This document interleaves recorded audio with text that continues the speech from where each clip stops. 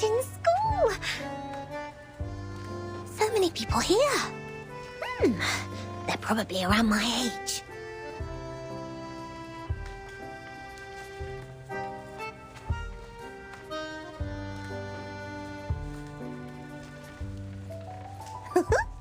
We've also got this many shelves in the library of Sotheby's Manor. Are there any alchemy workshops and potion warehouses here, like in our manor?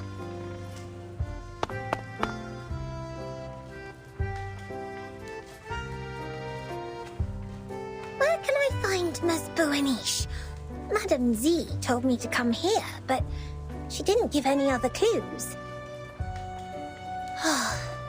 The people here really need Mr. Teaketler, who is always nice and warm to the guests. Just twist his teapot ear, then he can take you anywhere. If not so, placing a luck-a-day potion at the entrance would help as well. If I had made it before I came, Miss Buaniche and I might have met by now. Or she will just pop up behind me. Are you looking for me? Oh my word! Oops, that was too loud. Where are my manners?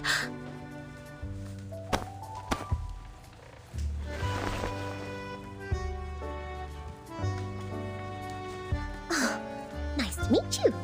Are you Miss Buaniche?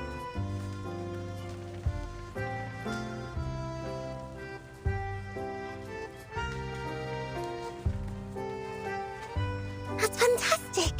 How did you find me? Did you see me in the Oniromancy? Or through a crystal orb? Either way, it is the great Arcanum. I'm much greater than that. Look at you, dressed as if you'd just been to a ball. You are as eye-catching as the pigment board on a sketch. I saw you the moment I came into the library. A ball? Does the Foundation hold balls too? Non, I'm saying... Est-ce que tous les amis de Vertine parlent comme ça? Never mind. Madame Z told me you wanted to look up the materials on the mysterious school that believes in numbers here.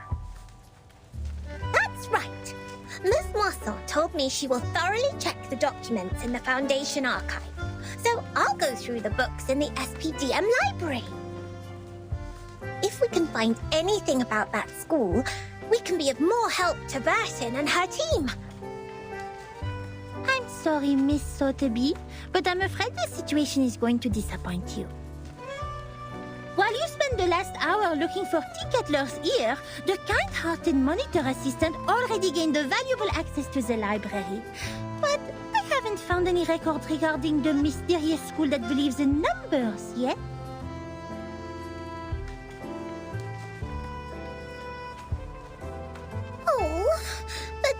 But Miss Moisson said there are so many books here that they can cover the entire back of a Stronsay beast.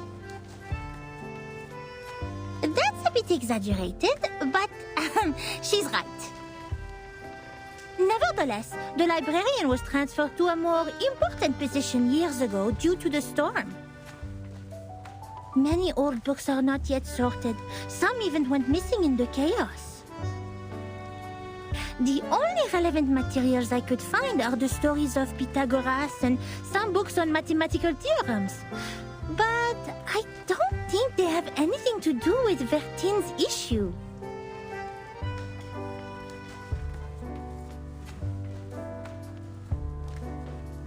That means I can't do anything to help them. Please stop being emotional. It doesn't work on this professional member of the Foundation.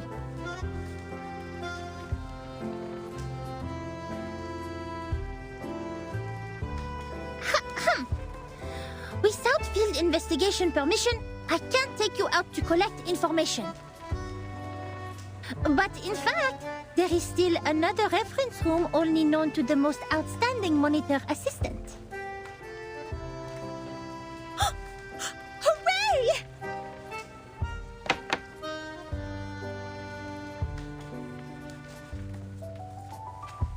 Shh, shh, shh. It's a violation to make noises in the library. Please follow me, Miss Sotheby.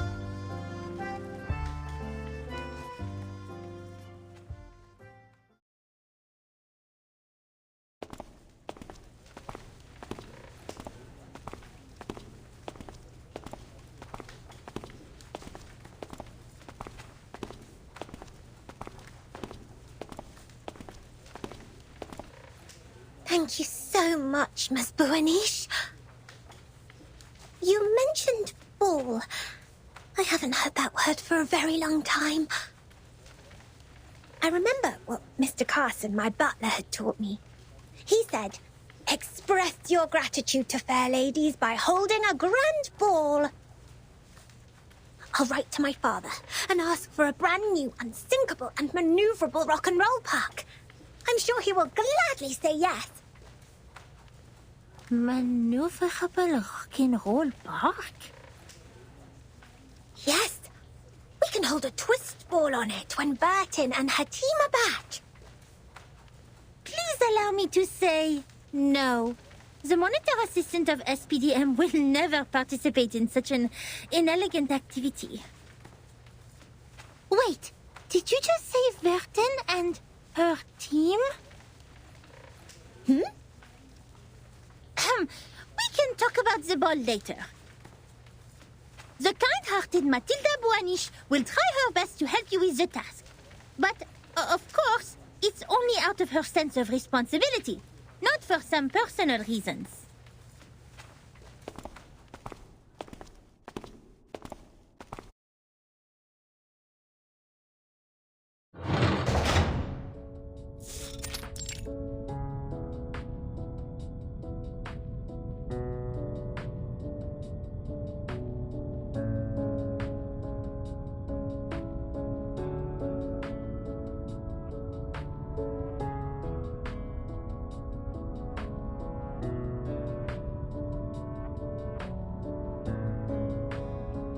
Here we are. The reference room storing unnecessary information. It's a place ignored by most staff. Even so, this careful, reliable monitor assistant will not let go of any details.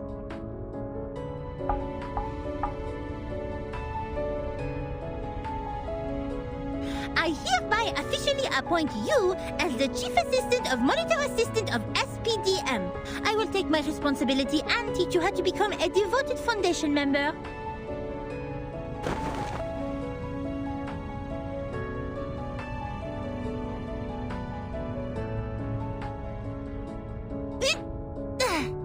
Here is your first task. Read through these unsorted old files. All of them.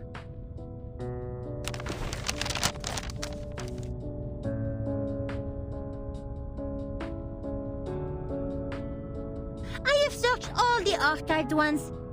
These are the last parts. Most of them are discarded administrative documents, low-priority materials, and substandard reports written by rookie investigators. By the way, you should know I didn't sort any of them out for you, and they don't necessarily have what you want. It's all right. Leave them to me. I love reading. You'd better do. Here's the key. Keep it safe. You can sit on the cushions there when you sort out the files. I don't want your dress to stain the stone bench. I'll go see if I missed any files. Listen, this monitor assistant will test you on your familiarity with these files when she's back.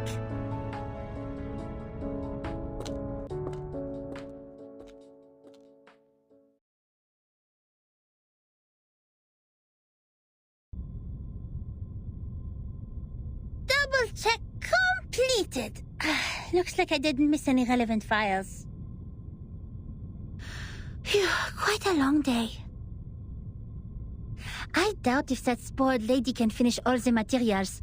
She must have been bored and fallen asleep, waiting for her tea kettler in the dream. It takes much more than dancing at balls to be a Foundation investigator. I'll send her back to that teacher when she wakes up. In the end, it will be the kind-hearted Matilda who finishes the task for her.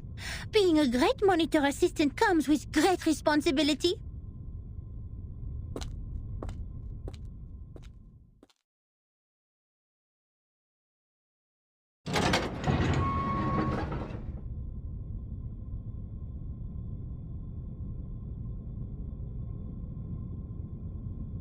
Oh! There's Boanish!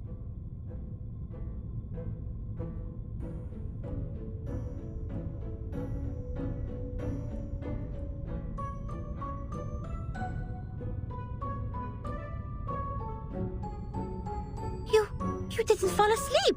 Did you sort out these files? Yes. And I love these books in uncommon shapes.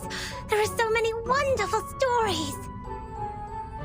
I often read books with Sasana when Father wasn't at home. We read and read until the red bomb waves woke up the sun. Moreover, these files are much easier than Miss Moisson's reading task. Here, the gentleman from River Conway tamed a whole group of Avanks. How marvelous is that? Oh, okay. Looks like you meet the basic requirements for being a rookie investigator. Tu es plus ou moins qualifié pour être mon assistante en chef.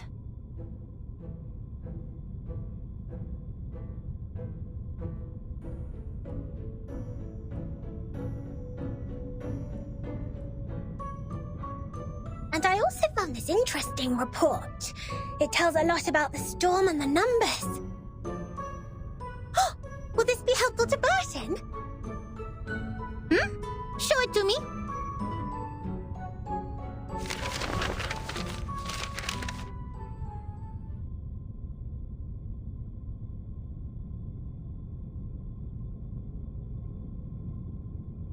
I have to say, it is undoubtedly a violation to submit such a report, but it will be a travesty of the truth and human sense if I cover it up.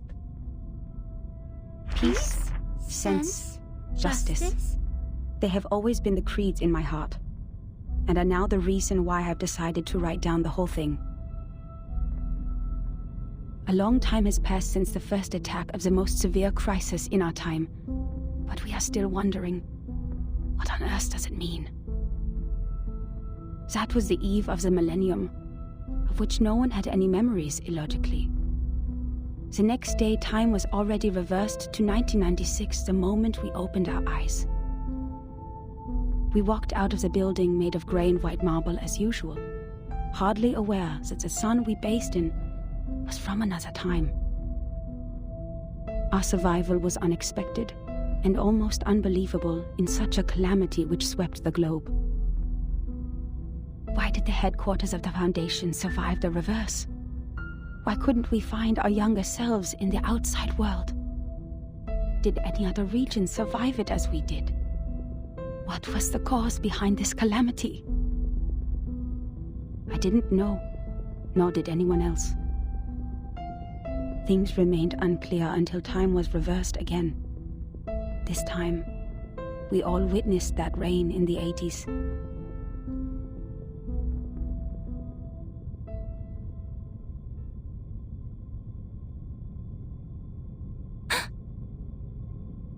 These files Burton needs? I think so.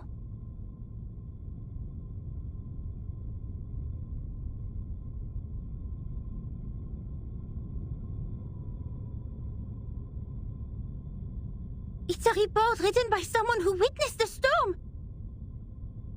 And it has recorded the storms before Burton became the timekeeper.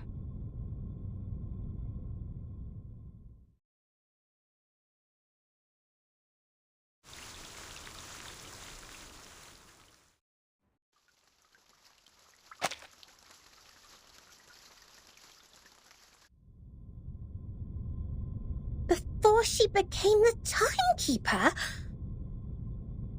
Whoa. So Burton wasn't born a timekeeper. She didn't tell you that? Wait, no one is born a timekeeper. It's not an inherited title. Anyway, this report includes the secret chronology only accessible to the core members of the Foundation. You can only check it under the supervision of the monitor assistant before you become a qualified investigator.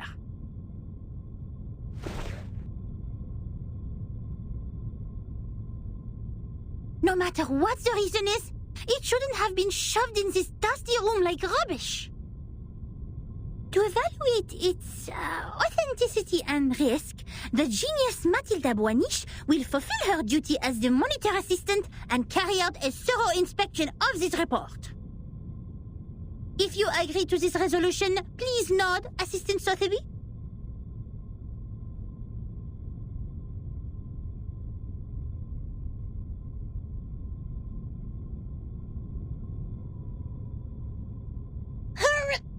Yes.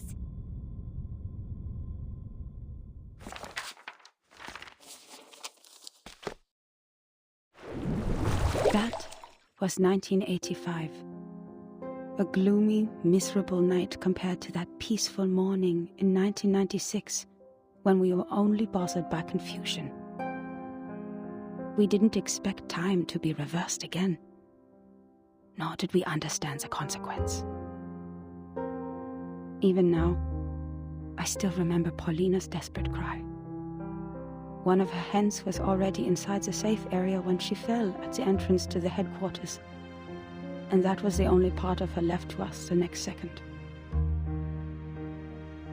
The only legacies we found were an engagement ring on that hand and her favorite blue polka dot scarf, which we used to wrap her remains in the end. To be honest, I admired those who still remained calm and sympathized with the arcanists on the edge of mental breakdown. It had nothing to do with the 1/4 arcanist blood in my body. It was only the kind of empathy which all mankind would share out of instinct in the face of a hopeless calamity. We lost many, too many colleagues. In the materials they sent back, we even saw all the horrifying phenomena, such as one's veins turning into electric wires. Since then, the storm, a word simply taken from visual observation, has been used to refer to the calamity. Of course, we can have a word for the calamity itself. But what words should we use to conclude all the absurdity and panic? Before the storm, we were all familiar with time. It was supposed to be a straight line connecting the past and the future. We followed the line to move forward. We broke free from ignorance. We built civilizations. We developed technologies. We promoted the well-being of mankind. And we improved our living conditions step by step. We were so sure that we were making progress on the right path. But then, the path was taken away all of a sudden. Oh, time, our closest old friend, where are you taking us? Back to the two most painful war times in the 20th century? The era when no one had ever heard the hiss of steam engines, or the century when mankind was yet to be enlightened? So far, mankind has achieved a lot in history. Dynamos, automobiles, flyovers, railways, hospitals, poorhouses. But if it goes on like this, what is the point of all the efforts we have made? Now we are like a shipwreck left on the island of time, witnessing the fall of the whole modern world in the unstoppable tsunami. Even though the Foundation has lost a lot of staff members, they are still doing fine compared to Laplace. My younger brother was a good example.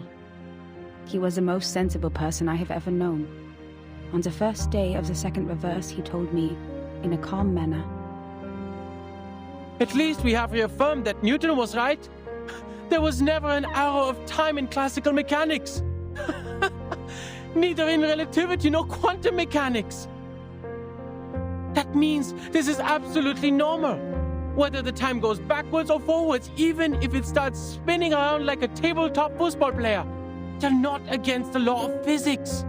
We can go back in time and give Poincaré a Medal of Great Prophet.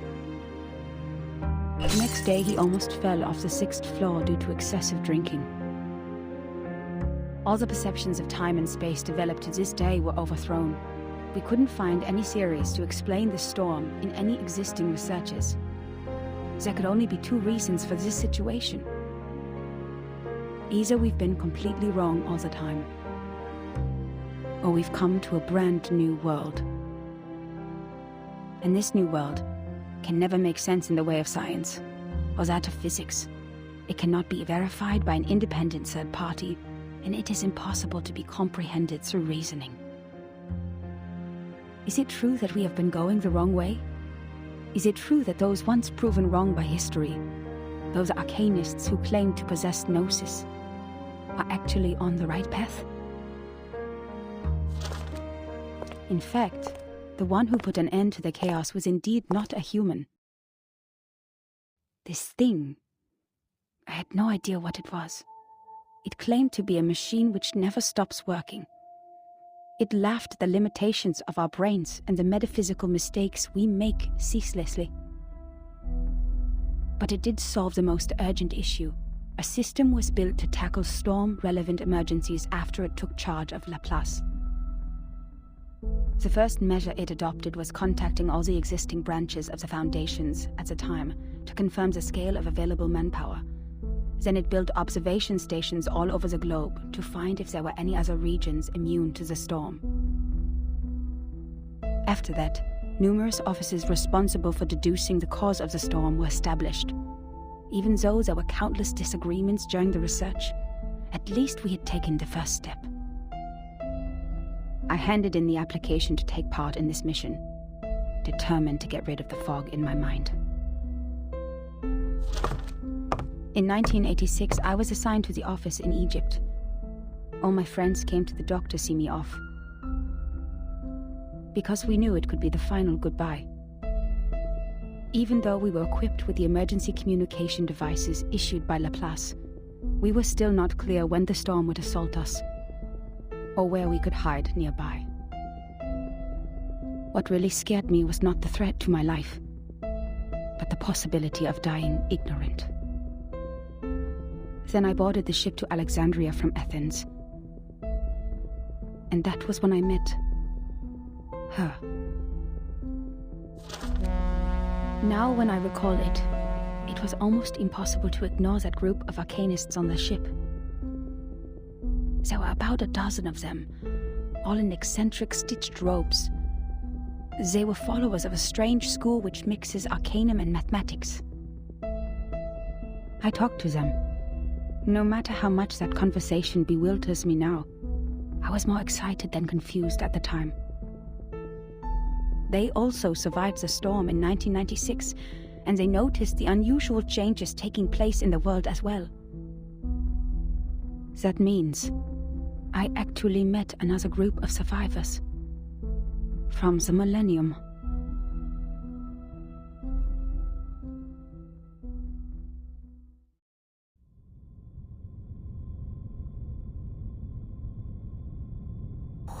Wait! A school of arcanists who survived the storm?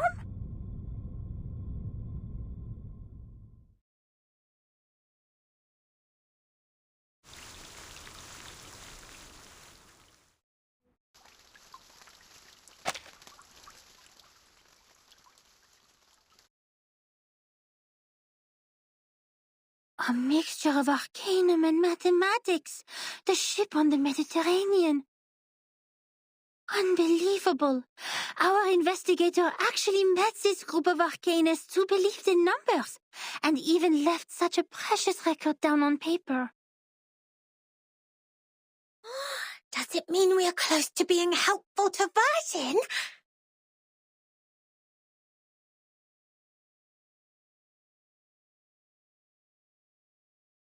Certainly. It's what we deserve for all the efforts today. But why did they leave such an important report in the reference room storing unnecessary information? Did they misput it here after the chaos of the storm?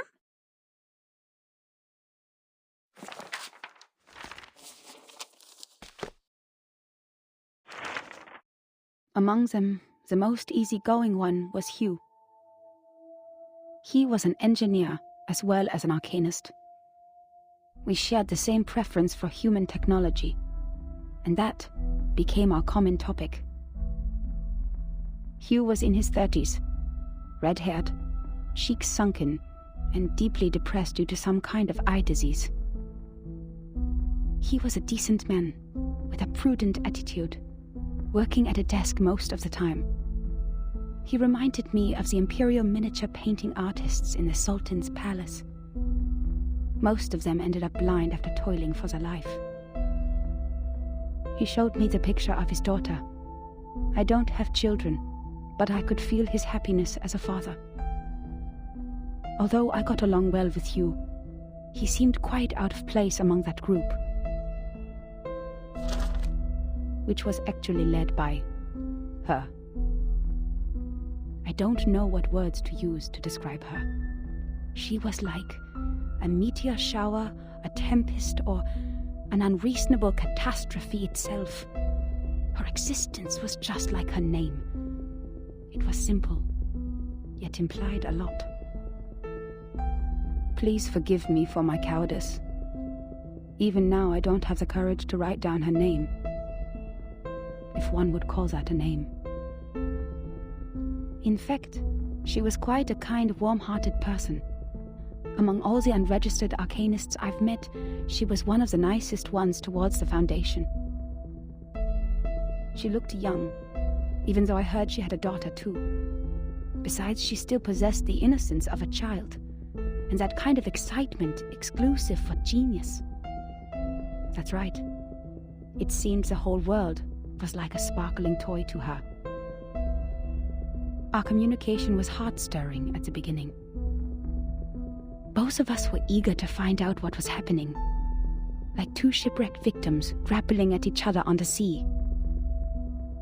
But I didn't have the slightest idea what she was talking about, actually.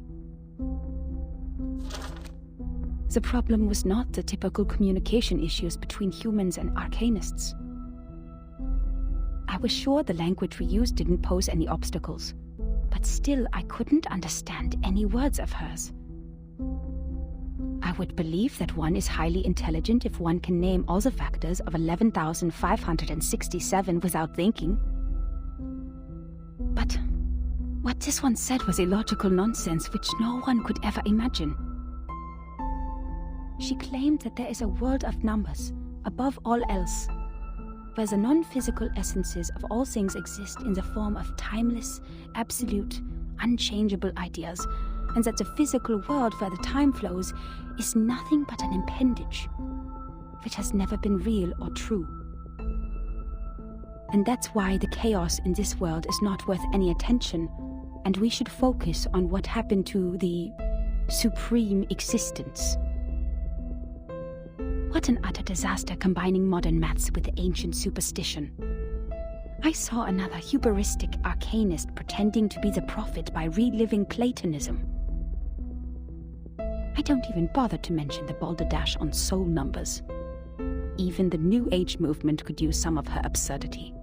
But that was not yet the end. She even claimed to be aware of the exact year when the next reverse would happen. But when I asked her about it seriously, she said, "My apologies. I've made an oath. I shall and only shall reveal the demonstration to people who have their own soul numbers." I'm not sure whether she was making fun of me or being serious, but I had this feeling that she was eager to tell me how she was granted the secret through a moment of afflatus. It seemed she just saw through the laws behind all things instead of finding them through logical deduction. Can't you see it? It is right in front of you.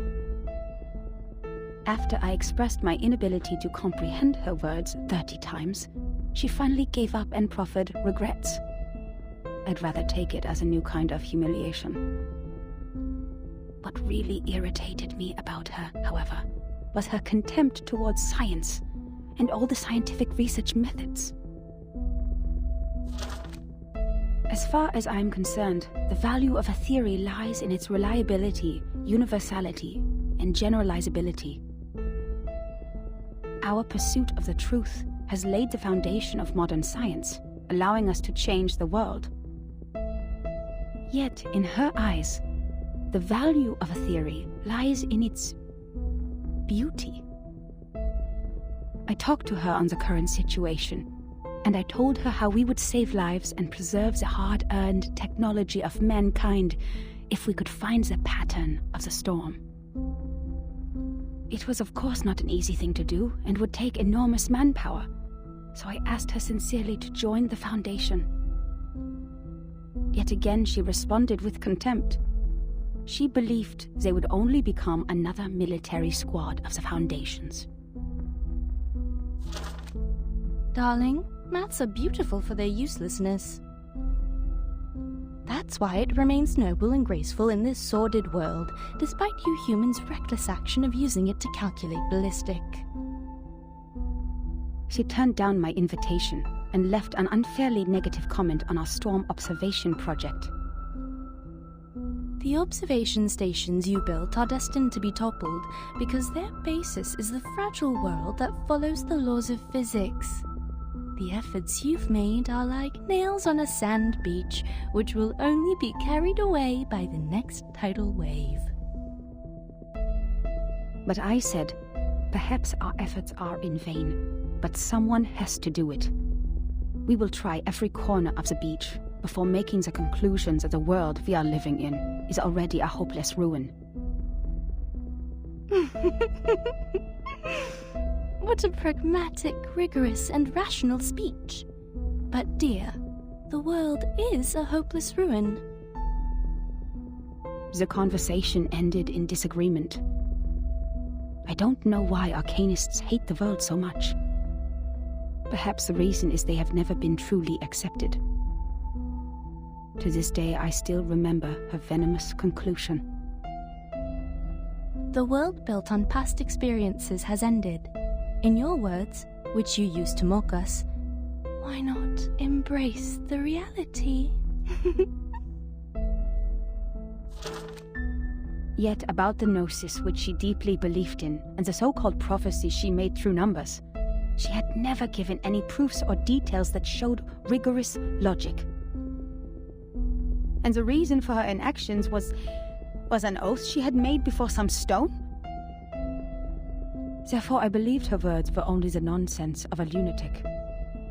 When we first met, I thought she was different from all those psychos, who mistook the malfunction of their prefrontal cortex as the will of God.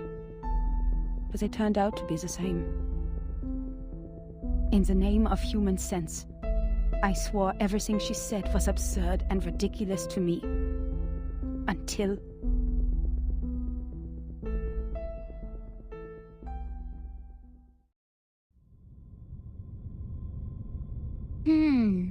Madame Z said the arcanists on that island are all named after numbers, because they have a strong belief that numbers are the essence of their souls. The investigator wouldn't write down her name. Is it because of the conflict between their beliefs?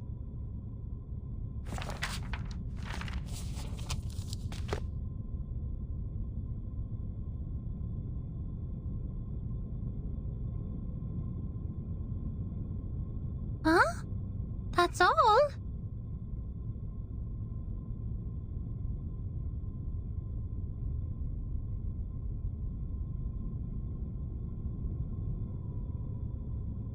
Submitting such an unfinished report would only cause problems for the reviewers and evaluators, but this investigator didn't even write down their name. Don't worry, Ms. Burnish. I'm familiar with this situation. Every time after the brave Typhon defeats Jupiter, he returns to the Auto Island. But each time we twist the ear of Mr. Glassbox, Typhon will show up again and again. Ms. Moisson told me the ear is the key to bringing back our hope. Wait, don't tell me you are talking about the shows on the mechanical television?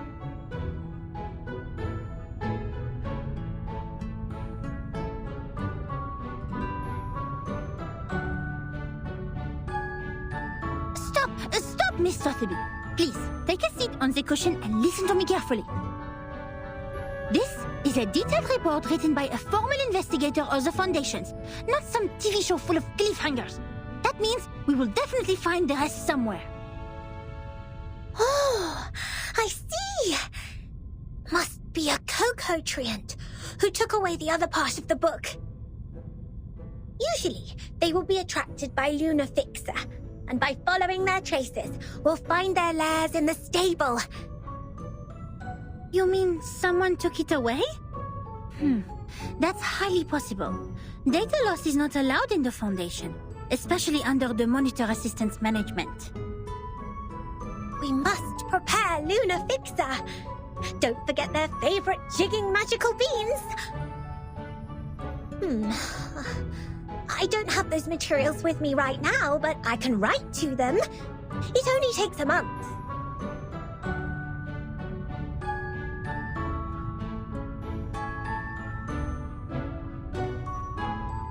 Nuh-uh, we don't need that.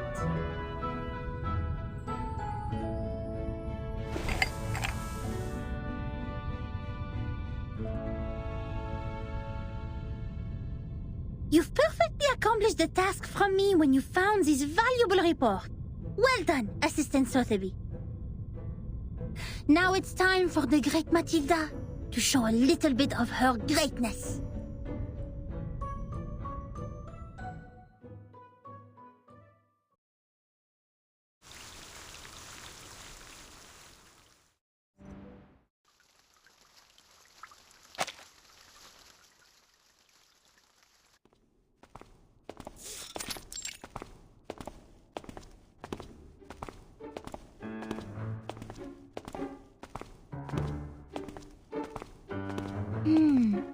Judging from the omen, it's at the northwest, the beginning and the ending of the ring, where the wall reflects repeatedly.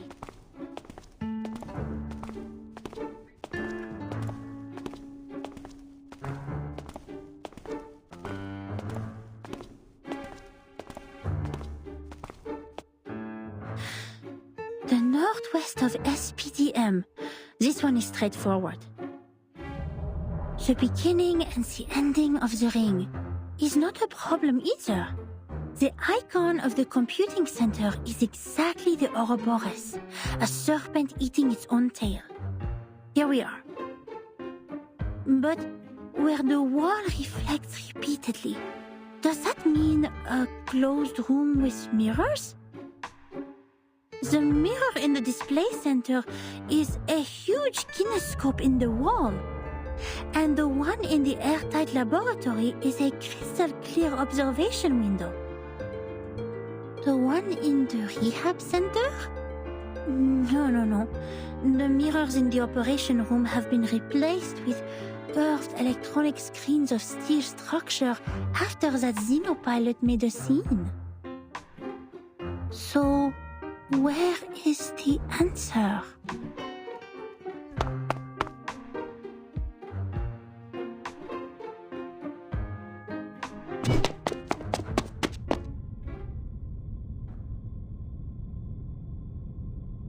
You just hit me! Shouldn't you apologize?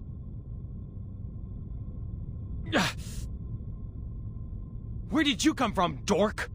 Wasting my time.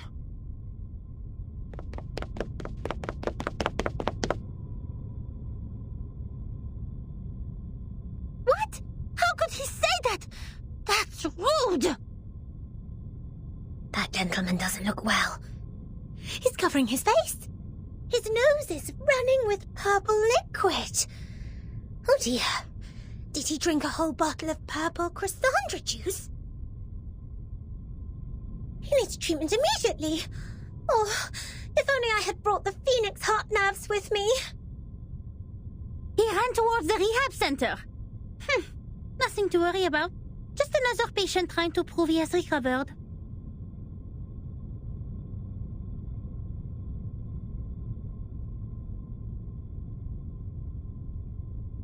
The rehab center has all the facilities and medicines he needs. He will be properly treated. But why is he wearing the uniform of Laplace? And where's the receptionist here?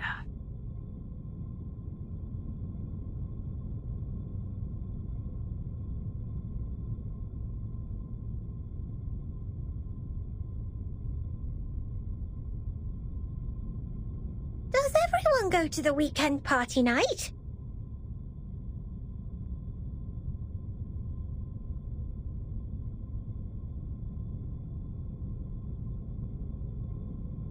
Absolutely not. The researchers here are too busy to do that. The computing center is working on the most urgent and vital project, the research on the immunity to the storm. We should not disturb them unless it's an emergency. So please stop calling the office and put down the telephone, Miss Sotheby. This is not the ear of a tea kettler, and it won't take you to any twist balls.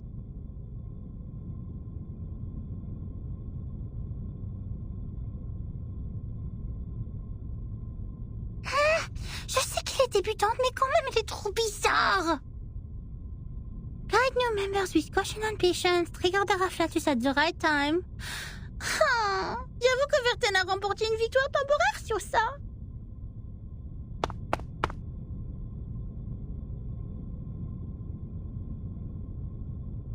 Miss Boonish, I just read the map on the counter. You mentioned where the wall reflects repeatedly. Does the vision refer to the racquetball center here? You see, its icon is a bouncing ball. Let me take a look.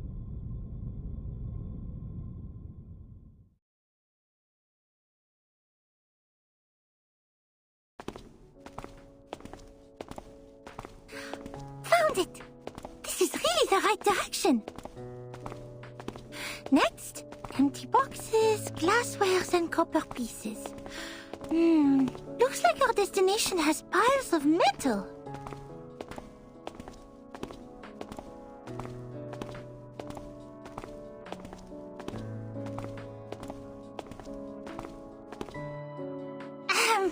Good job, Assistant Sotheby. I have to say, I might have gone a bit too hard on you. You are more capable than I thought. Thanks to your prompt reminder, we have saved quite some time. Sotheby is glad to help.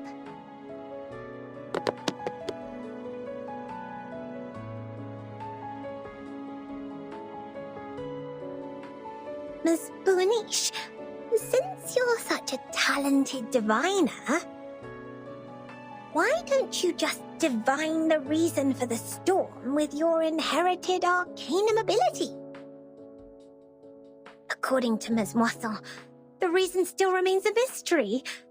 If the crystal orb can reveal its truth, everything will be much easier for Vertin and her team. Divine the reason for the storm?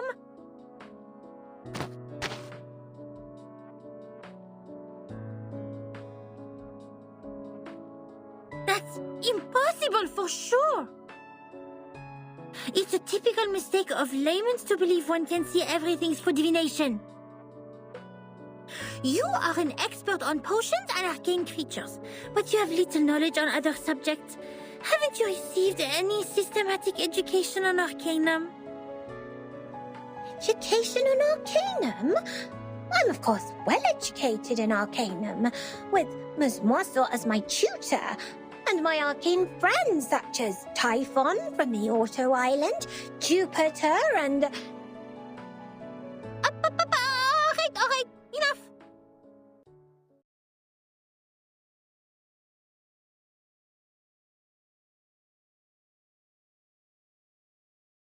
I have understood the fact that the education you have received is not systematical, or say incomplete, imperfect, inelegant. But don't worry, because you are talking to the kind-hearted Matilda. She will spend her valuable time to make it up for you.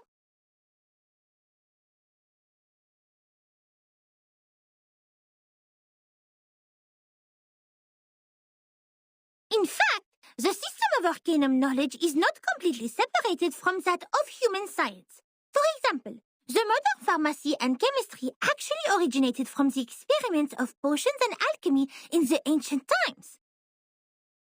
They developed into two different systems because arcanists focused more on the knowledge ignored by scientists, which is gnosis.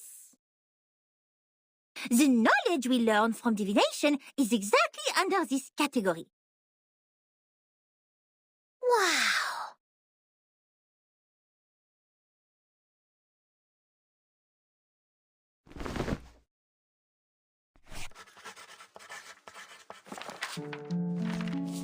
Let me fill you in with more details. If two human researchers test Snell's law at two different places at the same time without making any mistakes, they will always reach the same conclusion. Or if two potionists use the same ingredients and follow the same formula to make the cough cough stop stop potion separately, their products will also have similar effects. However, if two diviners respectively perform divination on the same thing, they will probably see totally different visions. Because what the divination shows is merely omens. The interpretation of these omens is in fact a kind of subjective deduction based on the reality, and there is no such thing as a standard answer. Even if the two diviners draw the same conclusion, it is more of a coincidence than a result that implies generalizability. So diviners never check the accuracy of their divination through the review of peers. And this is an example of gnosis. Unlike human sense, it is unique and possesses no universality.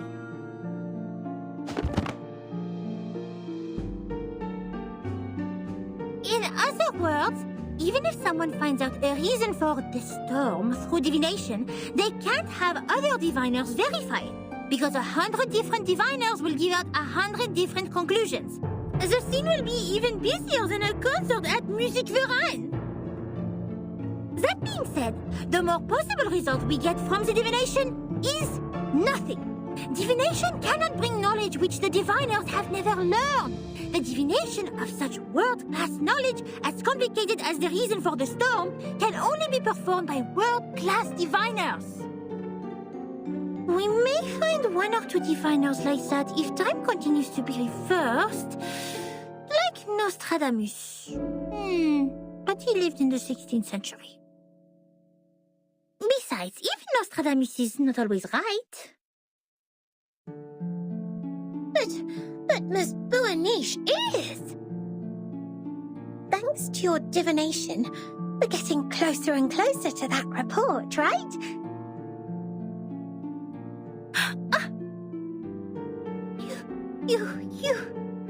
You are right! Finding items, interpreting dreams, and making simple prophecies. All these things are just a breeze for the bright and clever Matilda. But inquiring about the storm is beyond my ability, and it will only bring misfortune. I will never make such a stupid mistake.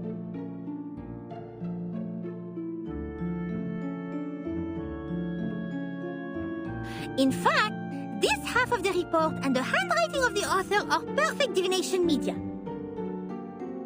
Besides, our target is not far away from us, and I'm familiar with the surroundings, which have made things much easier than usual. It is true diviners can improve the accuracy and controllability of their gnosis by practicing repeatedly, holding the rituals properly, and making targeted preparations. But that still doesn't mean the result will be absolutely accurate.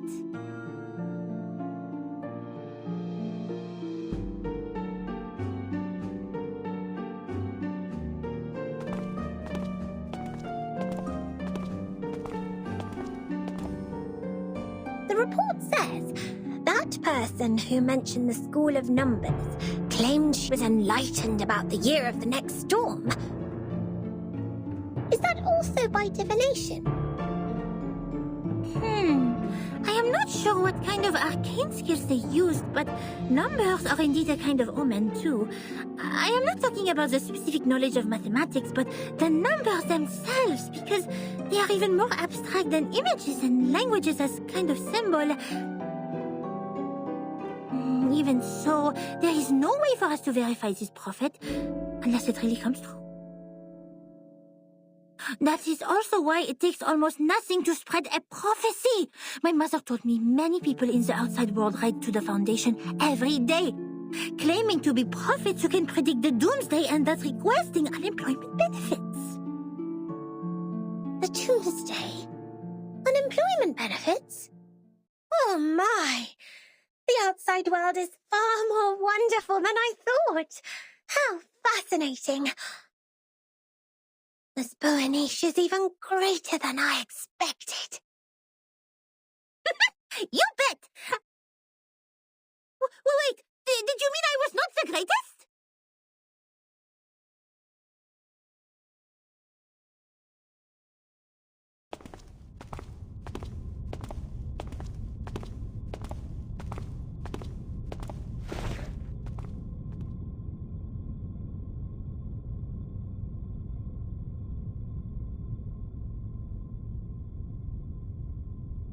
Here we are, Miss Sotheby.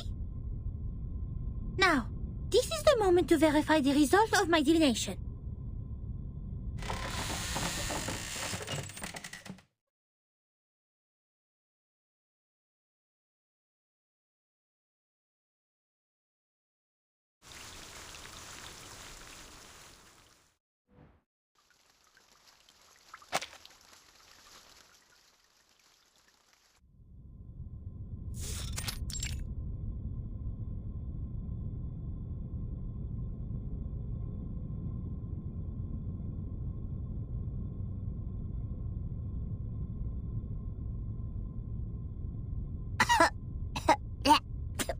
Where are we?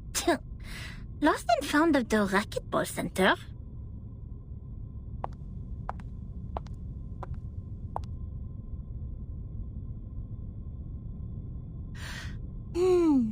The orb showed copper pieces. We need to find something that seems to be locked, but is actually not. Aha! Found it! Nothing can stop the genius, Matilda.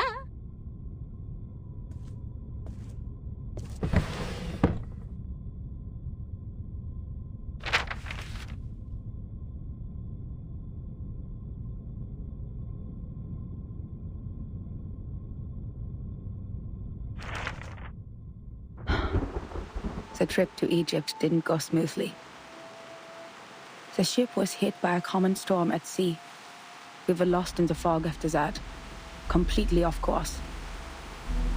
Then something emerged from the water. Since the first storm, the Foundation has received frequent sightings of arcane creatures which should have been extinct in history. I had no idea what I was shooting at, even after I emptied the clip. And I didn't know what to do, so the arcanists brought us back on course. She named the precise longitude and latitude of our location, even without using the sextant in the spare cabin. I wonder how she did that. Perhaps the world did look different in her eyes. Then when I was about to step on a random plank on the ship, she suddenly dragged me back.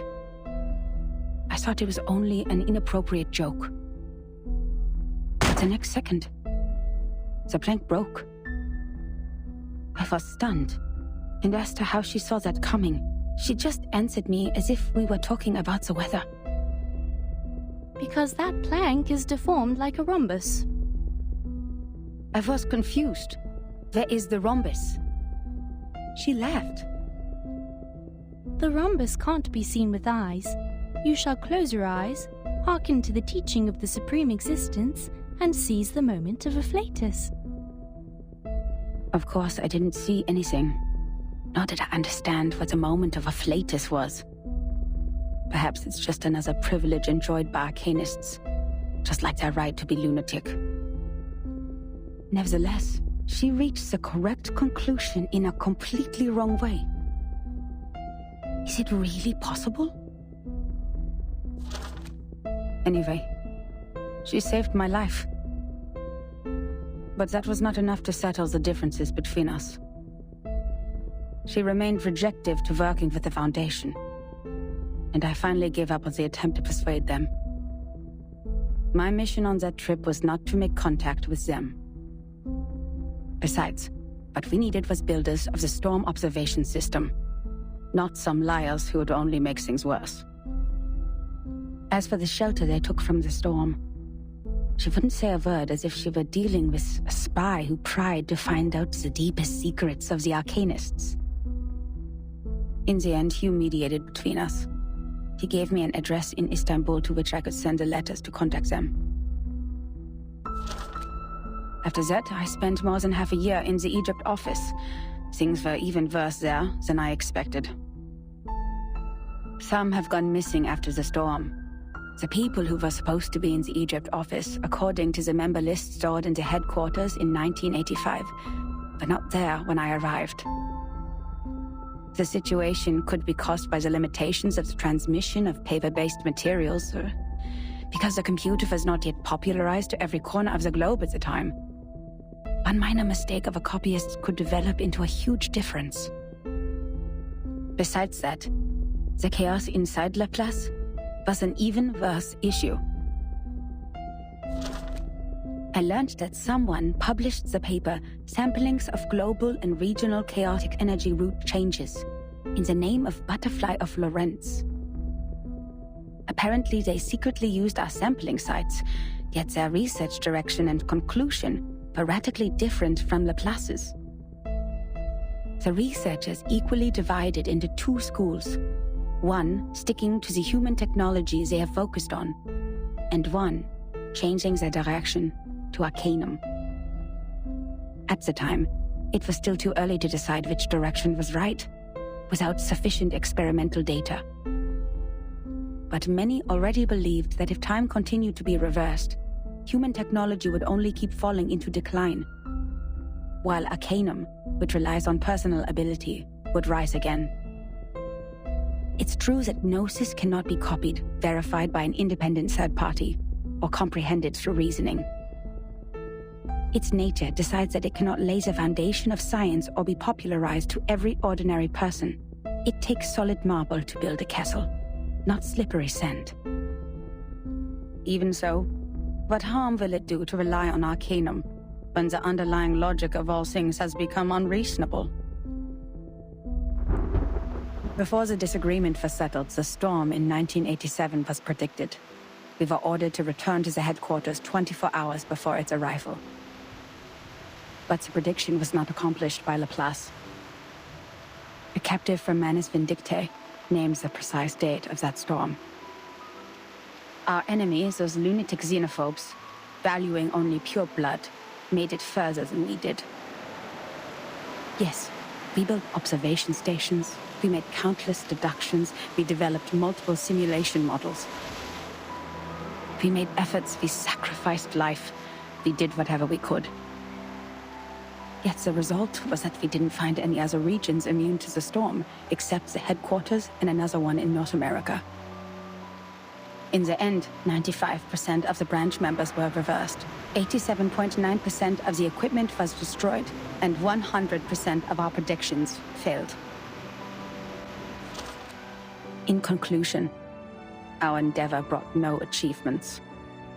As for the captive from Manus Vindictae, the delirium patient who claims that oracles flowed under his parietal bone, when we asked him how he learns the precise date of the storm, he burst into laughter. Can't you hear it? Has God left you behind when he spread his grace? Then he smashed his own skull with a handcuff. Yes, there was no doubt. He was an incurable lunatic.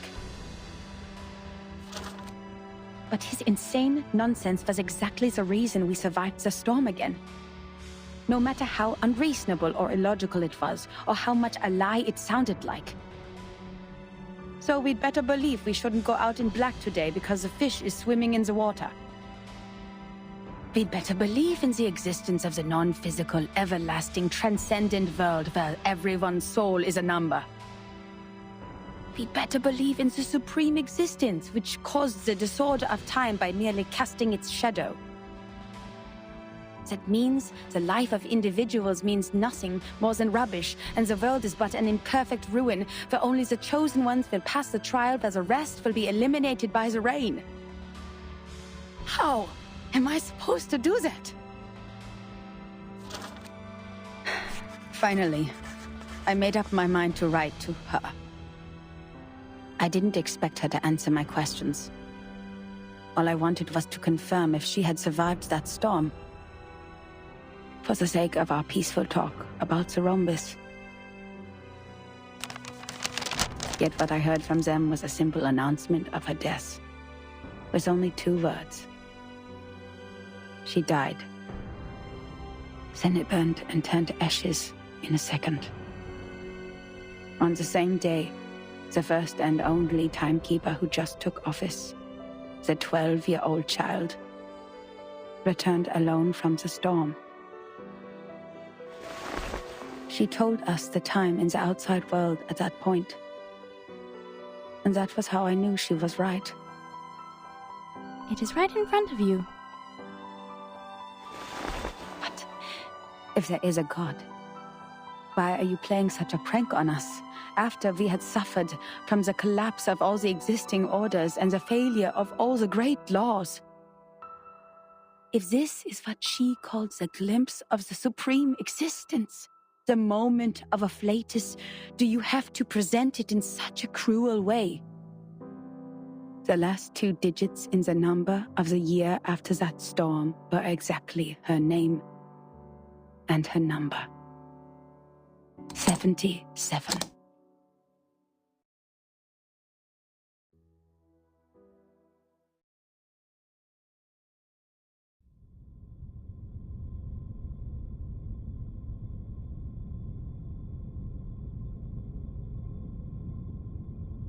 Incroyable! Incroyable! C'est vrai! Quelqu'un a vraiment fait cette prophétie! Bertin and Sonetto will be thrilled to know what we found! Well done, Miss Sotheby! You performed as well as a formal investigator! We need to submit this report to your instructor immediately!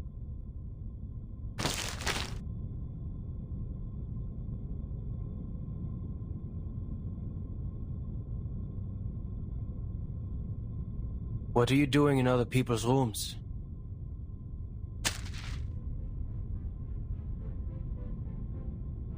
This is my personal item. You have no rights to take it. Please leave immediately. Personal item? This is a precious record that should have been submitted to the Foundation. According to Administration and Regulations for Dispatch Personnel, St. Pavlov Foundation Decree number 259, every member of the Foundation, when acting as a field investigator, is required to create a comprehensive investigation report of all their actions and promptly submit it. And they are obliged to ensure the authenticity, objectivity, and impartiality of the report. No personal bias is allowed in the content. If you have read this report, miss, you should know that it's not even qualified to be filed. But this is an emergency!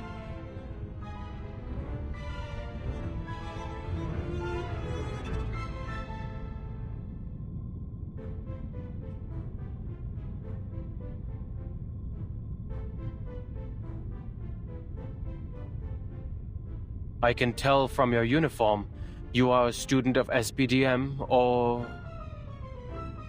This is Laplace. Do you have your guardian's approval to leave the school, Miss Underage Student? Approval? I don't need that. I am not a student. You are talking to the exceptionally promoted monitor assistant of SPDM. Here is my ID.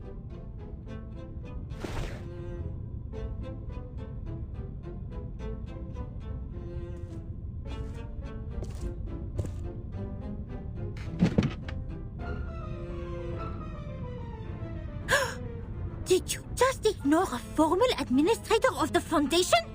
This monitor assistant will report every misbehavior of yours. Every little bit of them.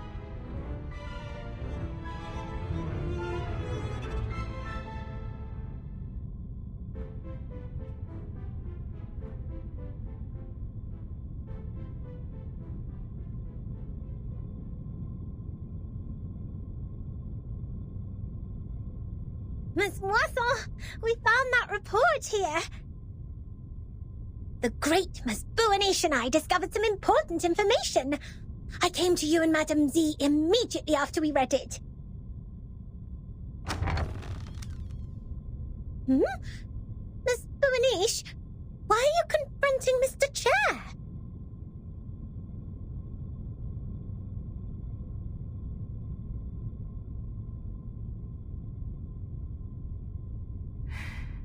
I didn't expect to see the second half of that report here in your room, Adler.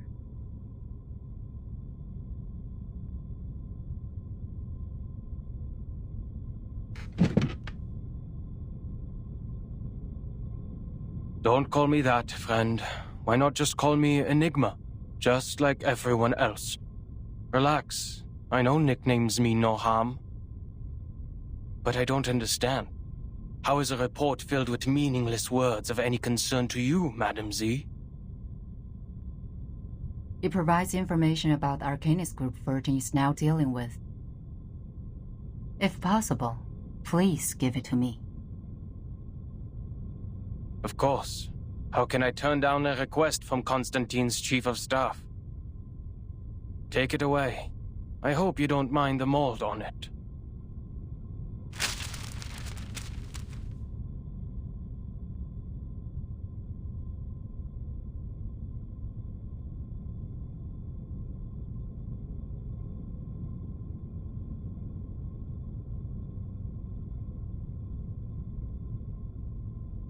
Attention to your manners and do not bring disgrace to the computing center, Mr. Rude.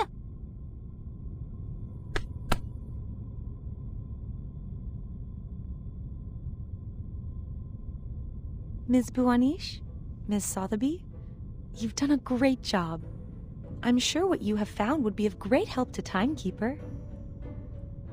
And I will report your active performance in this mission to SPDM as soon as possible, Miss Buanish. We need to further analyze the files you found. The first on the scene could provide more detailed information. Let's get out of here. Contribution exceptionnelle!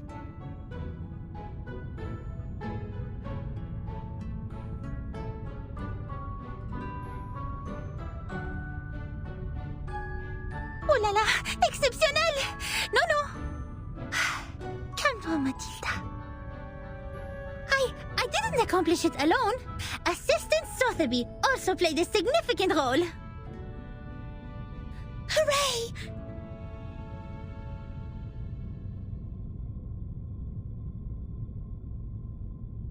That is to say, Miss Burnish, we can start preparing the balloons and flowers for the twist ball. Speaking of which, this monitor assistant still needs to think about it. By the way, just call me Mathilda.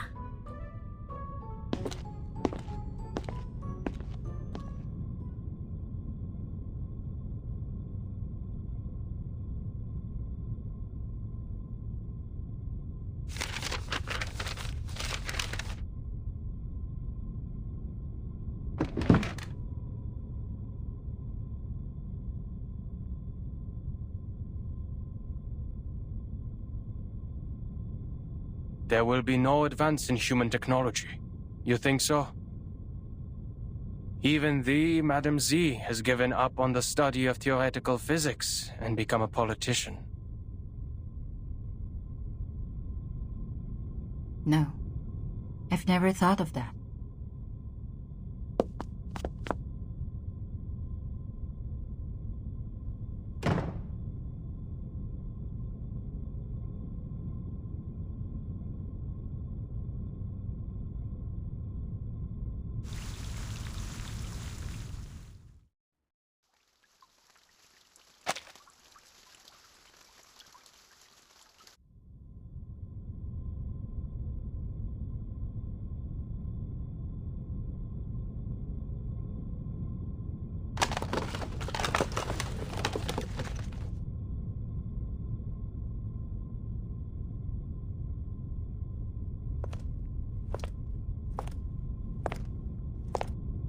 I am astonished by the fact that you are interacting with others.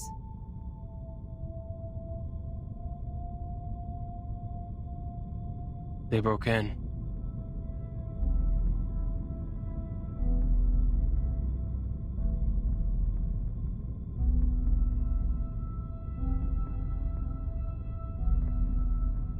If it was a complaint that you were making, you know it is within your rights to submit an interdepartmental complaint within 7 days after the incident. Don't bother. That file means nothing to me. I didn't file it because it is a report against the rules. Why bother to submit such a log full of personal feelings and emotional behaviors to our great, rigorous foundation? Is that so? I am gratified to find that you still have some sense. I too am gratified that you still have no idea that I was being sarcastic. Oh, that was sarcasm.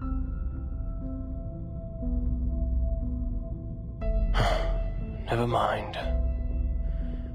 What do you want from me, Madam Lucy?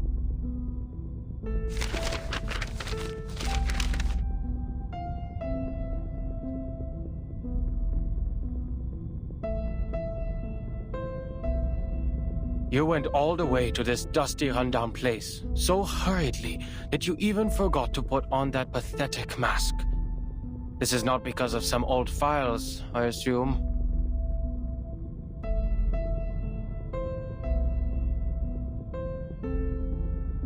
Certainly. I hope you can be the cryptographer of the Manus Vindictae's ritual. You are still the best. You are asking me, a human, to decode the ritual of a pureblood arcanist group? I don't see how I'll be helpful to this project. You cannot evaluate your own level of being of value, Adler.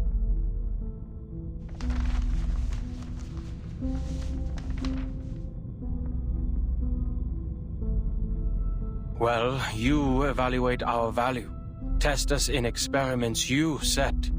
Prove the hypotheses by exhaustion, make mistakes, and start all over again.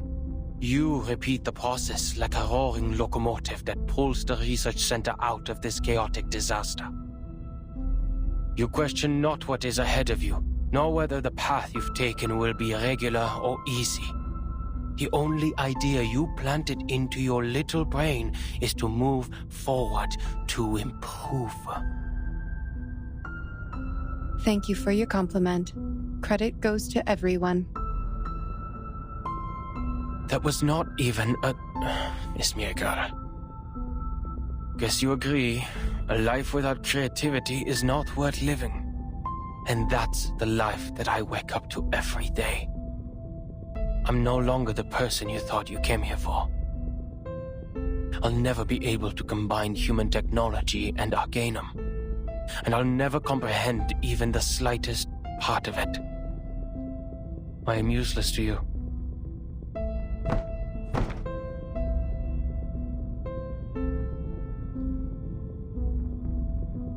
I don't expect someone made of tin to understand a human mind. But I beg of you, leave me alone.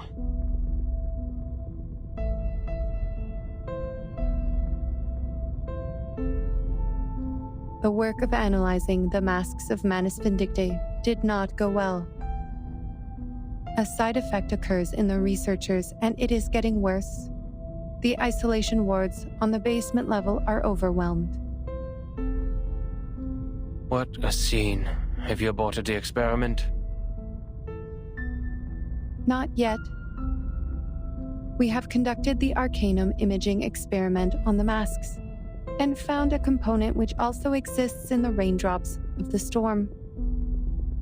But knowing what it is composed of does not help explain how it works. What we're looking for is the original ritual that the Manus cast on them. Ha! You're trying to figure out one's career planning from one's physical examination report. I wonder why it is not working. Even if somehow you manage to find the original ritual, you still need a proper environment to test it, which is the outside world with a coming storm.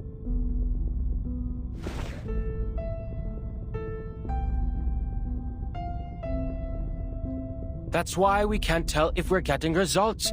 Even if we had the right ritual, proper permission from the Foundation to travel, and strong-minded volunteer subjects, experiments performed in the Ivory Tower won't succeed because... An experiment about the storm can only be done in a storm. Glad to see your brain is not rusty yet. It only took you 3 sentences to draw the conclusion which took the seminar a week to reach. That proves you are capable of the project.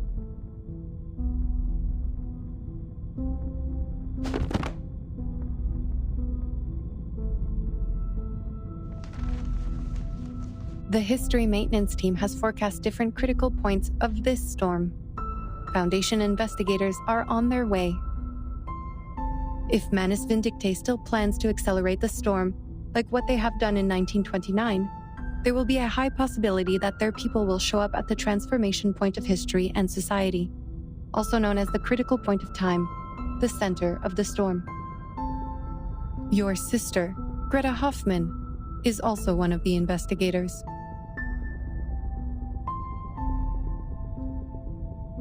I have no interest in any Hoffmans other than myself. We have different perspectives. It is okay. I am just here to inform you that if any of the investigators successfully send the information of the ritual back, the research about the immunity of the storm will be conducted immediately. Take your time and be mentally prepared.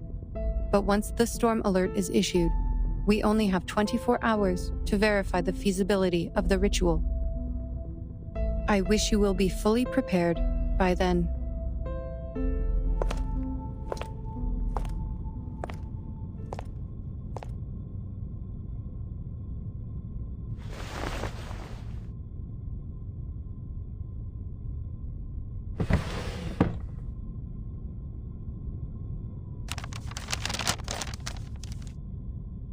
One thing is for sure now.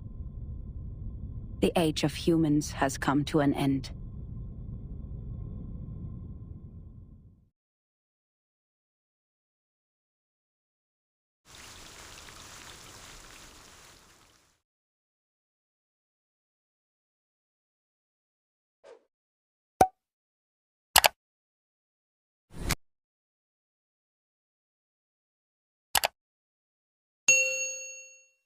Oh,